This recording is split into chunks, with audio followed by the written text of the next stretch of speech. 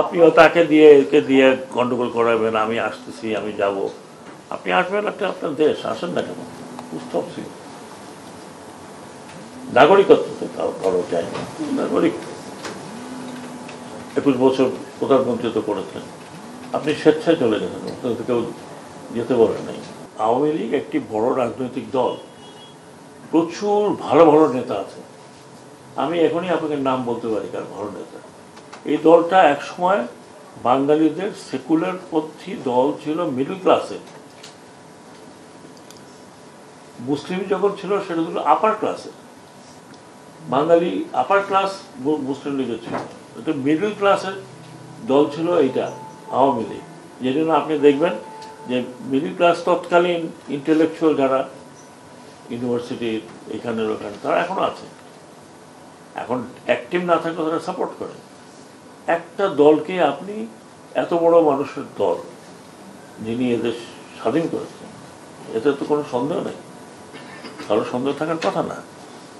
উনি স্বাধীনতার নেতৃত্ব দিয়ে ওনার নামে মুক্তিযুদ্ধ হয়েছে, স্বাধীনতা হয়েছে, তারপরেরটা বাকি দিয়ে সেই দল এরকমভাবে ভেঙে পড়ে যাবে যে লোকে এখন লুকিয়ে লুকিয়ে বেড়াচ্ছে যে আবার পেলে না কি জানি হয়। আমি ওনাদেরকেও আশা দিচ্ছি, কথা দিচ্ছি যে আপনারা দল গুছিয়ে নেন, আপনাদের দলকে তো কেউ ব্যান করেন।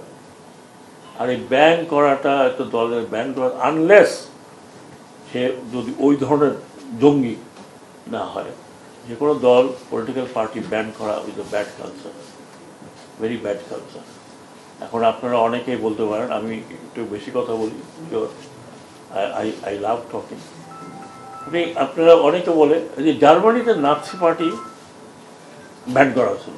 ইয়েস, সেটা করা হয়েছিল ইন দ্য কনস্টিটিউশন, যে নাৎসি পার্টি বলে কোনো পার্টি কনস্টিটিউশনে দেওয়া আছে, কোনো পার্টি বিশ্বয়ে কোথাও এই পার্টি হবে না, ইন জার্মান কনস্টিটিউশন। তার মানে আপনি নাৎসিদের বা নাজিদের বোঝেন, তাদের ফ্ল্যাগ, তাদের সিম্বল, তাদের কোনো কিছু